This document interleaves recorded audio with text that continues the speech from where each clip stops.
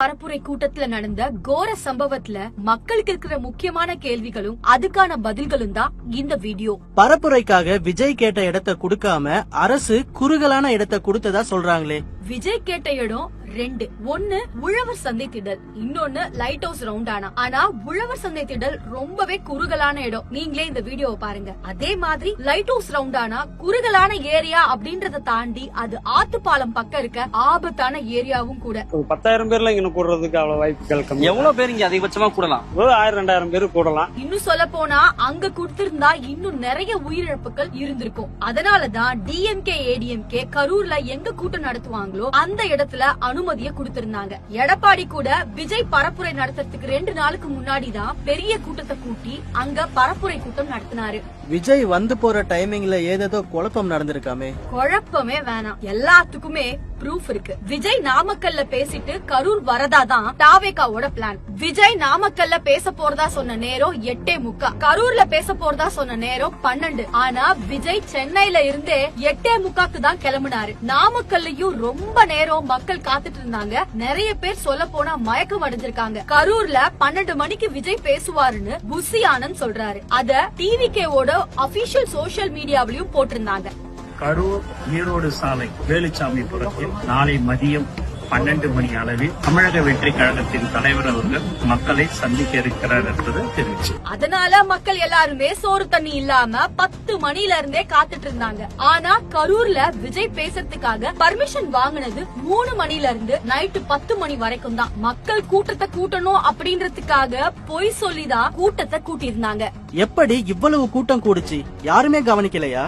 நாமக்கல்ல பேசிட்டு கரூருக்கு வரும்போது நாமக்கல்ல இருந்தே விஜய நிறைய பேர் ஃபாலோ பண்ணிட்டு வந்திருக்காங்க. அது இல்லாம கரூர் உள்ள நுழையும் போதே விஜய் அவரோட வண்டியில ஸ்கிரீனை இறக்கி விட்டுட்டு லைட்டா ஆஃப் பண்ணிட்டாரு. அதனால ரோட்ல விஜய பாக்க வெயிட் பண்ணிட்டு இருந்த மக்களும் சேர்ந்து விஜய் வண்டிய ஃபாலோ பண்ணிட்டு கரூர் கூட்டத்துக்கு வந்தாங்க. இத இந்த வீடியோல நீங்க பாக்கலாம். இப்படிதான் 10,000 பேருன்னு பெர்மிஷன் வாங்கிட்டு 27,000 பேருக்கும் மேற்பட்டவங்க கூட்டமா சேர்ந்தாங்க.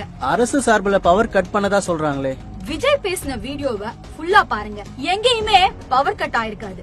விஜய்க்கு முன்னாடி இருக்க லைட் எரிஞ்சுக்கிட்டே தான் இருக்கும். ஆனா அங்க இருந்த ரசிகர்கள் ஜென்செட்ல ஏறினதுனால அவங்களோட பாதுகாப்பு கருதி டிவிகே நிர்வாகிங்க தான் போக்கஸ் லைட்ட மட்டும் ஆஃப் பண்ணிருக்காங்க. அது இல்லாம பவரை கட் பண்ண சொல்லி கேக்குறதே டிவிகே தான். ஆனாலும் நிறைய பேர் கூடுற இடத்துல பவர் கட் பண்ண மாட்டோம்னு சொல்லி அரசு மறுத்துட்டாங்க. அதுக்கான ஈபி ஆதாரம் இதோ. முன்னதாக தாவேகாவின் கரூர் மேற்கு மாவட்ட செயலாளர் மக்கள் சந்திப்பு நிகழ்ச்சிக்கு 27/9/25 அன்று கரூர் ஈரோடு ரோடு வேலுசாமிபுரத்தில் காலை 12 மணிக்கு மேல் உரையாற்ற உள்ளார் என்றும், வேலுசாமிபுரம் நெருக்கலான பகுதி என்பதால் மக்கள் கூட்டம் அதிகமாக வரும் என்பதாலும் பொதுமக்களின் பாதுகாப்பு கருதி தலைவர் பேசும் பொழுது குறிப்பிட்ட நேரம் மட்டும் மின்சாரத்தை நிறுத்தம் செய்து தரும்படி கடிதம் 26/9/25 என்று பெறப்பட்டது. அவருடைய கோரிக்கையானது அன்றே மறுக்கப்பட்டு விட்டது. காவல்துறை சரியா செயல்படலன்னு சொல்றாங்களே.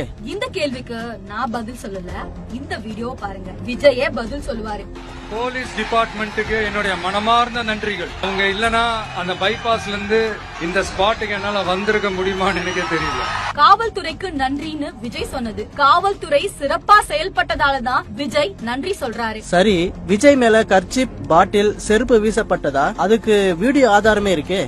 ஆமா, இதுக்கான பதில் ஆமா. ஆனா அப்படி பண்ணது தாவேகா தொண்டர்களே தான். ஏன்னா விஜய் நின்னுட்டு இருந்த வண்டி பக்கத்திலேயே மக்கள் மயக்கம் போட்டு விழுந்து இறந்தும் போறாங்க. அதனால விஜயோட அட்டென்ஷனை இங்க திருப்பி உதவி கேட்கதான் அவங்க அந்த செயலை பண்ணிருக்காங்க. விஜய் உதவியாளரே விஜய் கிட்ட போய் நிறைய பேர் கீழே விழுறாங்க அப்படின்னு சொல்ற வீடியோவை நீங்களே பாருங்க.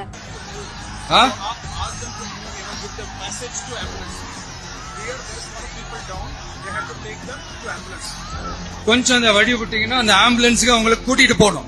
அந்த வழி விட்டுருங்க. அப்படியே உண்மையாவே டிவி கேக்காரங்க ஆம்புலன்ஸ் டிரைவர் அடிச்சாங்களா? ஆமா, அடிச்சாங்க. இதுக்கு முக்கியமான காரணம் எடப்பாடி பழனிசாமியும் தான். மயக்கம் அடைஞ்சவங்களை ஏத்திட்டு போறதுக்காக கூட்டத்துக்குள்ள போற ஆம்புலன்ஸ் ஆள் இல்லாம எதுக்கு ஆம்புலன்ஸ் உள்ள வருதுன்னு பேசி இருந்தாரு எடப்பாடி. அடுத்த இருக்க ஆம்புலன்ஸ் வந்தா ஆம்புலன்ஸ் பேஷண்ட் ஏத்திட்டு போற மாதிரி தான் இருக்கும். ஆம்புலன்ஸ் வந்தா அது யார் ஓட்டிட்டு வராங்களோ அவர் பேஷண்டா மாதிரி ஆஸ்பத்திரி போக வேண்டிய நிலைமை ஆயிடும். இப்போ அதே காரணத்தை சொல்லிதான் மயக்கமானவங்களை ஏத்த போன ஆம்புலன்ஸ வழி மறிச்சு அடிச்சிருக்காங்க விஜய் ரசிகர்கள். அதுக்கான ஆதாரம் வீடியோ.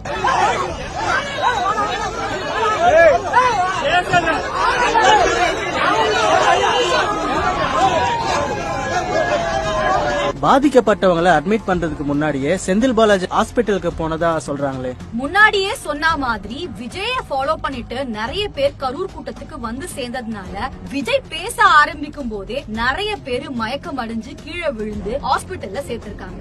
அந்த தகவல் சிஎம்க்கு போகவும் செந்தில் பாலாஜியோட சொந்த ஊரு கரூர் அப்படின்றதுனால ஹாஸ்பிட்டலுக்கு போய் பாருங்க அப்படின்னு சிஎம் சொல்றாரு. அப்போ செந்தில் பாலாஜி எங்க இருந்தாருன்னா கலைஞர் அறிவாலயத்துக்கிட்ட தான் இருந்தாரு. அவர் போன ஹாஸ்பிட்டல் அமராவதி ஹாஸ்பிட்டல். அவர் இருந்த இடத்துக்கும் அந்த ஹாஸ்பிட்டலுக்கும் ரொம்பவே கம்மியான டிஸ்டன்ஸ் தான். அதனாலதான் அவரால சீக்கிரமா அந்த இடத்துக்கு போக முடிஞ்சது. இவங்க சொல்ற மாதிரி பாதிக்கப்பட்டவங்க அட்மிட் ஆகுறதுக்கு முன்னாடியே செந்தில் பாலாஜி அங்க இல்ல. அவரு ஹாஸ்பிட்டலுக்கு போனப்ப அங்க நிறைய பேர் அட்மிட் பண்ணிருந்தாங்க. அவங்கள நலம் விசாரிச்சிருக்காரு செந்தில் பாலாஜி. இதுக்கான ஆதாரமும் வீடியோவா இருக்கு. அண்ட் இன்னொரு விஷயம் என்னன்னா செந்தில் பாலாஜி போனது அமராவதி அப்படின்ற பிரைவேட் ஹாஸ்பிட்டலுக்கு. அதே நேரத்துல தான் அதிமுகவை சேர்ந்த விஜயபாஸ்கர் ஜிஹெச்சுக்கு போய் பார்த்தாரு. அந்த விஷயத்த பத்தி பேச தெரியாதா? லோக்கல்ல ஒரு சம்பவம் நடந்திருக்கு அப்படின்னா உள்ளூர்ல இருக்கிற கட்சிக்காரங்க இப்படி வரைஞ்சுதான் செயல்படுவாங்க. அப்படிதான் செயல்படணுமே தவிர விஜய் மாதிரி ஓடி ஒளிய கூடாது.